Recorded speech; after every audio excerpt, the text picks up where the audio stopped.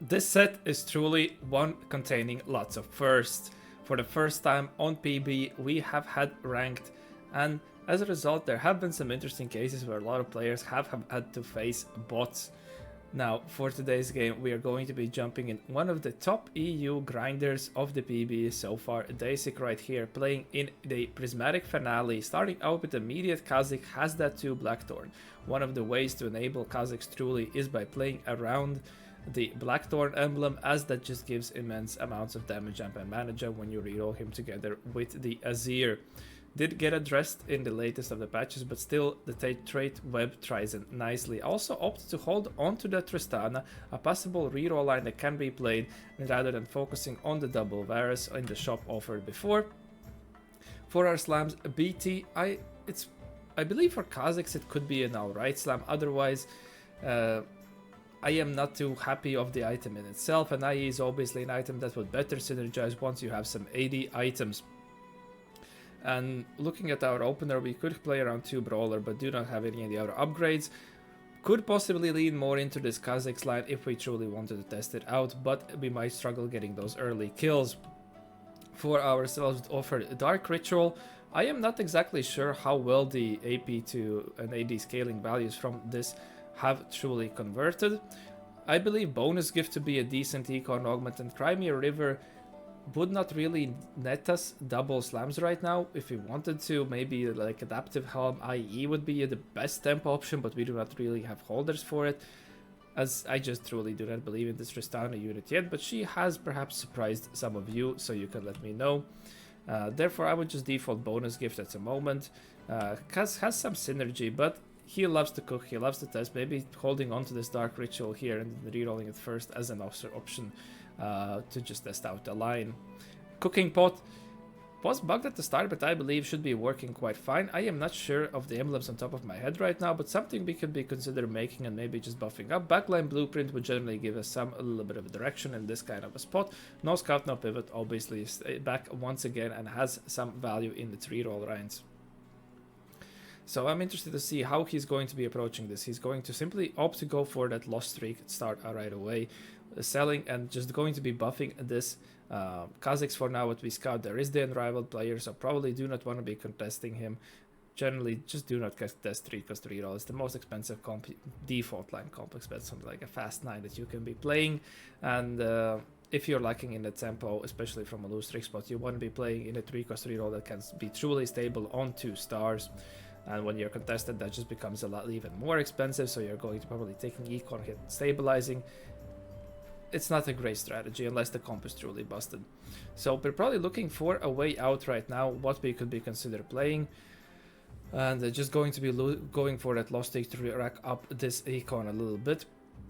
In ideal scenario here, we might see like something like a silver augment on 3-2 and then be able to stabilize and carry off with that spike from the prismatic augment, maybe being able to pick up a combat option right there. Have to see, because we are not opting to hold on to anything else, and I am not very aware of potential lost streak lines right now. Maybe it's something like the Aphelios Vanguards can truly stabilize on the something like a fast 8-4 cost line.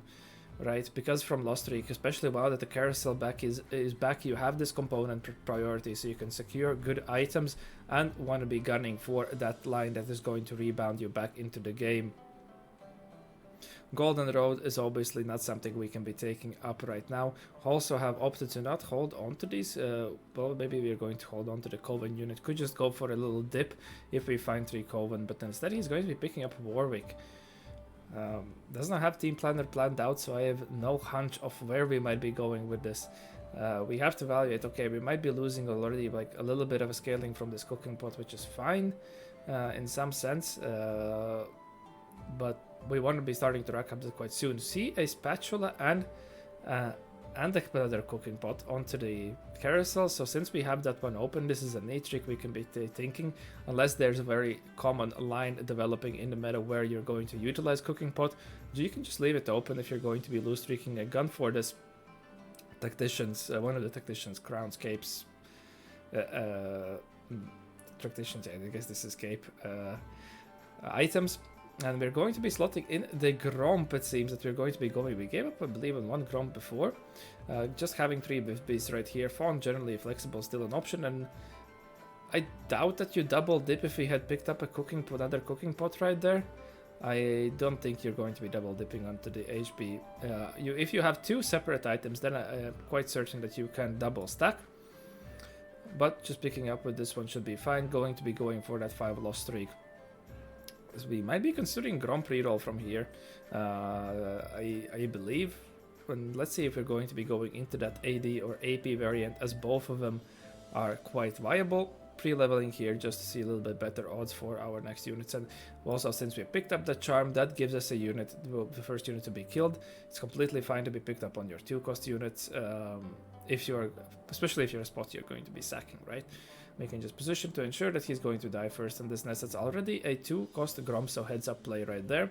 Also have this wine shop that if we found a skull can nicely pair up that together. Should be quite fine, and Vi is an amazing tank in my opinion. If you've seen her rerolled, and she has had a lot of success.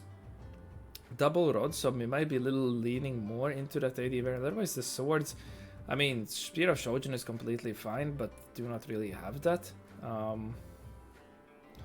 This is going to be an interesting situation. Also, not particularly the richest either. We have a possibility to make 40 here though, right? So should be fine in that aspect. That's going to be ganked by Werewolf. Continue our 6 loss, fully capitalizing onto this loss streak, as we were unable to, well, even if we tried to somehow improve our board right here, I don't think that would be working out. Holding on to this Karma as well, and Teemo, I'm not too sure what we want to be doing with it. But I believe our direction should be locked into some form of a Kog'Maw or Gromp reroll at this kind of spot, because just rebounding here on the reroll line should be quite strong. Solo Plate is one of those items that is amazing for why she loves being surrounded, and Stone Plate is one of her best items essentially. Group Hug, if you were playing more units, maybe this augment still can see some use in melee lines with train tanks. Ascension, even despite the nerf value, still a decent augment to be picking up when you are able to afford combat. Wait the Worth, another augment that I have just not tested myself out yet. In theory, if there are some units that can be strong at 4-star, and if you are in the spot to actually be reaching that 4-star, it could be quite strong. The downside you have to look at is the fact that you are going to be probably playing a little time down a combat worth of gold augment, unless you are able to slot in that other 3-star, right? Therefore, it would be decent in comps where you have that extra slot. Forcing is an augment that I personally do not really like, especially in this kind of a spot where we need to be having some kind of direction of stabilizing as soon as possible, and he has what seems to be mapped out pretty much. This seems to be the Gromp and the Kog'Maw reroll, as we can see the Rift Beasts in the team planner, and picking up that Solo Plate makes complete sense right here. And we might want to be considering slight rolling here, even on 6, if well, we can't really afford it, right? We also need to work out these items, pick up Declaw, which is going to be fine, and we're going to be going for this AP variant with the double rods onto this Gromp. The values obviously still are subject to change. We have to see which version ends up on top, but this seems to be the case for now. And if I'm not mistaken, early on AD Kog'Maw was a little bit better than the AP one, but this again is something that is going to be subject to change a little bit, which variant of the adapter is exactly going to be the strongest. But it's also nice that we can start buffing finally up this Vi now. And we are still going for that loss streak now. This is going to be a little bit risky. Maybe he truly believes that our setup is so strong that we are able to win out from this kind of a spot. We have slotted in the Gromp reroll pretty much right now with the Gromp Kog'Maw. Yeah, since we are gunning for those 4 costs, we ideally would want to be spending on our rolls onto the level 4 if we could afford to do so. Picking up the Spear of Shojin right here, which should complete a decent setup for ourselves going into the stage 3. But I am still getting worried about our HP situation right now. 42 HP does mean that we are able to pick up, well, about 2 to 3 losses going into that stage 4 until we are in a crucial position needing to be hit, and we are not particularly rich, only level 650 gold right here.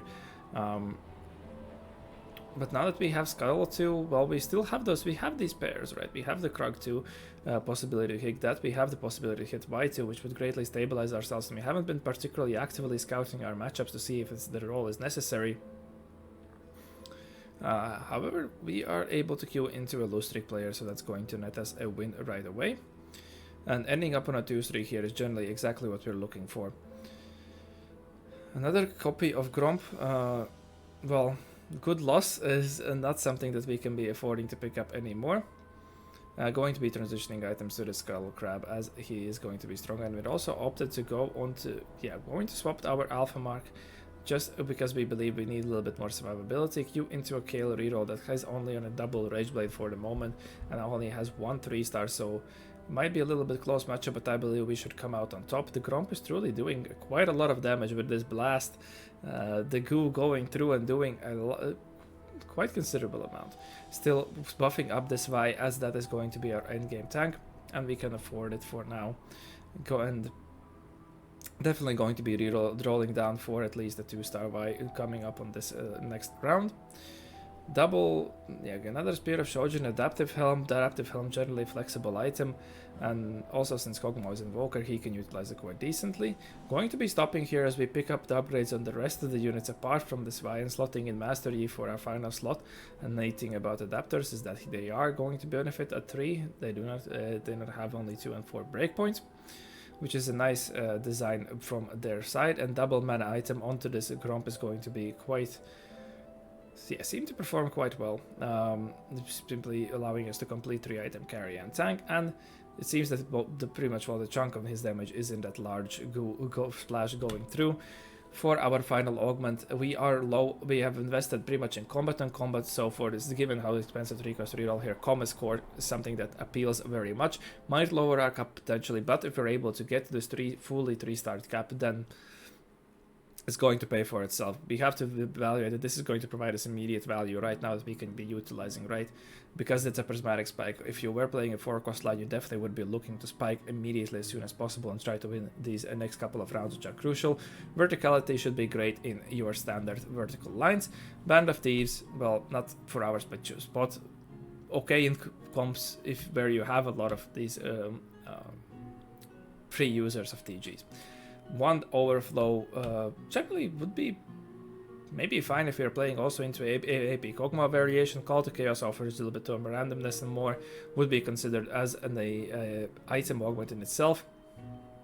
But we definitely need this little bit extra gold. Also, this set is going to have particular value, giving those extra free rerolls even when you are for example, trying to econ up. You can utilize the free rerolls just to be picking up the charms, and charms definitely give you a lot of power. On our primal, slotting in this Nidalee right here on our roll down. The turtle is generally just going to be your default tankiness option. I do not recall exactly which one corresponds to the list, but they are all pretty much tied to primal units doing something. And one of them gives components, and in this line, I am very certain, and I believe I also heard other players mention, is that whenever you are playing around these primals, you want to be picking up the one that gives you the components on takedowns, because particularly when you're playing around Y3, she's going to be pretty much getting all these takedowns, at least contributing, let's say like this. And also with Sivir, she's going to be, when your players play on Sivir, she's going to be able to tag on a lot of these other units, even if she's not your primary carry. We have picked up the Y2, but have not opted to transfer our items just yet, which is an interesting option. But okay, we're going to be doing it now. Unfortunately, now that we bought this charm, we have this giant belt right there. Perhaps we can complete something like a steadfast on her from the carousel. And definitely you can see also in this reroll line, utilizing these extra items from primals would allow you to be either taking combat or econ onto your augment selection, and that way you can go kind of arrive to itemized Kog'Maw, Master Yi, and Krug Gromp, all of them utilizing, being able to utilize items. Also Nidalee in the later stages of the game as well. Not too hot on her as a carry just now, but the melee Nidalee has done some little bit of a work, and maybe the AP is not that bad. Once we get Project PB going, it's definitely going to be a lot easier evaluating how the meta is truly evolving. And obviously we are limited by the data sample soon, and that being filled with lots of players playing around against the bots, just they wanted to be testing that out. One of the Vi3, so we are not going to be afraid to be digging deep, a little bit deeper here, especially since we are on win streak. If we get 6-3, that's going to pay a back for ourselves. Q into this revival, but they have only a TG onto this Rengar, so if he gets stuck onto this Vi, it's going to be a lot of work. But unfortunately, the Kazakhs does assassinate our backline, and that's going to ruin our streak. Yeah, assassin units do what assassin units do. Unfortunate that we were losing right there. Get the free shop reroll charm, so now we have to be a little bit vigilant. Thankfully, we're able to hit that by early on to open up the board space for ourselves, find Grom 3 as well. And it seems, yeah, we're chasing Mastery 3 as well, but we don't really have the items for him. I mean, Adaptive Helmet is a flexible slam, but ideally we would have chased that Kog'Maw against Elder Dragon. She's probably going to be getting stuck on this. Why you can see she's getting those takedowns, assisting to those takedowns, and with the CC splash right there, and just the HP bar hasn't moved. It's the amount of HP she has right here is actually immense. Yeah, we have some cooking of spot scaling. We have the solo plate, which are going to have the innate synergy in right there, but still, seems that her baseline HP value is also quite high. Now, Titans could be alright. Slam 40C, probably want to be completing him, as bleeding an extra life here would be a little bit detrimental for ourselves, and now we can be looking from this spot, perhaps leveling to slot in that 2 lunar with the loon that we have picked up. Pick up the consumables, able to splash those into the Master Yi. The thing with Master Yi is he's a lot of hit or miss. Sometimes he does 10k damage, sometimes he does 2k damage. Here he gets splashed down by that Kale who has a Sentinel with that Radiant Giant Slayer. Should be quite scary. However, the player seems to have indexed heavily on Eco and Augment, so he's going to have a tough time bridging the gap, no matter how strong the comp is. Moving off that Tactician's shield right there, going to be Cape. Going to be moving it like that just to perhaps keep the Yi a little bit protected, gives you also some flexibility in maneuvering him around.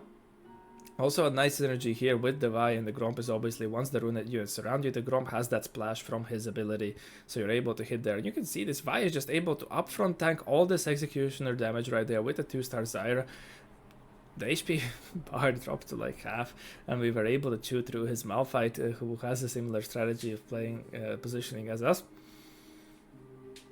It's truly a strong comp, and obviously we moved the Alpha. Oh, as I say, we moved the Alpha Mark back to the Grom, but we're going to be moving it back to the backline, maybe that to the Skull Crab, and we pick up this heroes situation right here. So maybe we wanted to. Try to keep the Yi alive somehow, but unfortunately the assassins are just going to be taking us out. Particularly, this is something you always have to watch out whenever you're playing this solo positioning, solo frontline positioning. Tanks is that you open up yourself for the possibility of these melee champions to wrap you, and if they have some kind of reset mechanic when they are on the backline, the lowest HP targets quite likely are going to be your other backline units, so they can just start getting resets and getting back on you. Rage Blade in theory an item that should be completely fine for this mastery. He loves some attack speed, also allows it to slack up the Titans a little bit faster, and despite the fact that we are still going to be pushing levels right here, we are utilizing these free rerolls to be able to find some kind of charms that are going to be benefiting our combat strength, as obviously we are pretty much on 1 life, and this is something you'll always want to do, particularly in stage 5 when the comps have spiked. Securing your placements, yeah, you might sometimes not be able to make your level threshold, definitely not as early as you want, or sometimes just not even make it, but if the charm swings a fight in this stage of the game, it's completely worthwhile. Now we get offered Bear Primal buff, which, well, I guess we have to, unless they're going to be changing the tooltips, I guess we simply have to memorize which one of those are, or have something like a little buddy bot up somewhere on the side.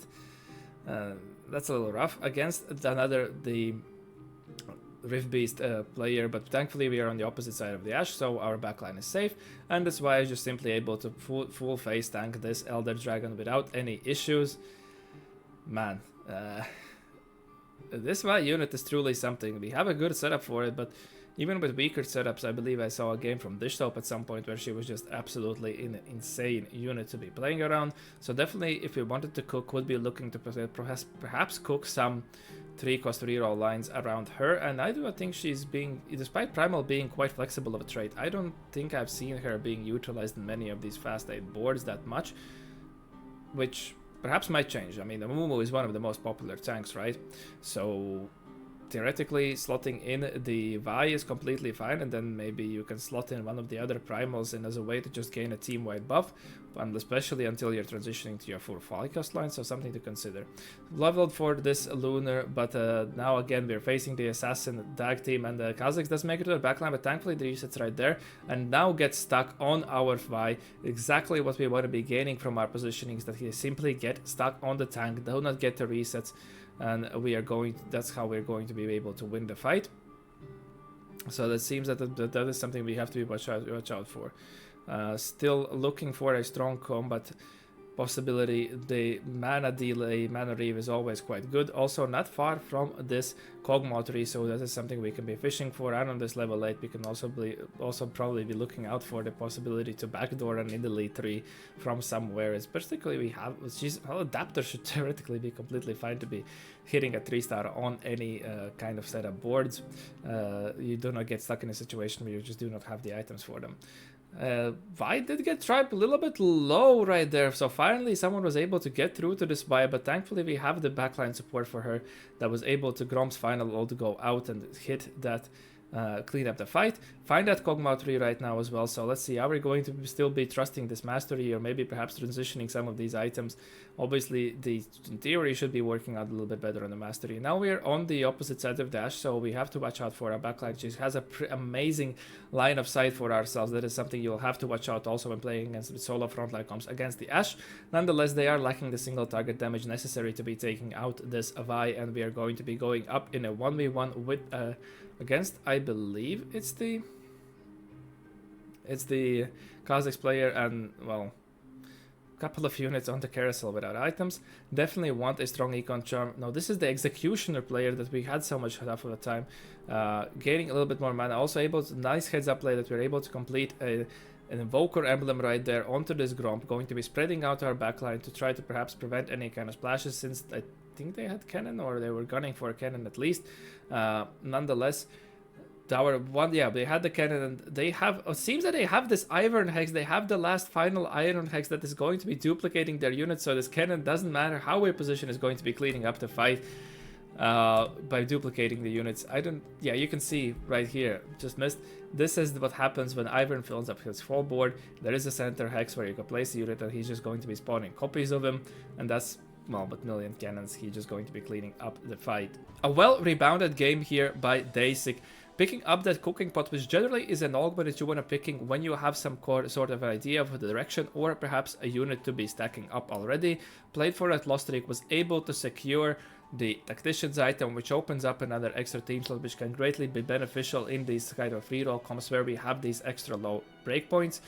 And since we're playing from a lost streak, try to stabilize onto this reroll line and truly play into this immense power that this Vi unit presents with nice backline support. So some highlights both from Master Yi, Gromp, and the Kog'Maw tagging along in the very end. I believe this is probably going to be developing as one of the 3 cost lines that you can definitely be playing for. Maybe Master Yi one day is going to also be a truly consistent carry. There's always a patch for that. Otherwise, not being afraid to dig deep for our upgrades when necessary going into that stage 4, as these 3 cost lines can be quite fragile in that sense. Continuously also rolling for good charms, not just tapping on the first combat option that we see, evaluating that we truly need a good charm to be winning these combat fights convincingly, and from there securing the 2nd place against the Iron Easter egg. I would like to thank you for watching. I hope that you learned something new, and I wish to see you in the next one. Have a good one.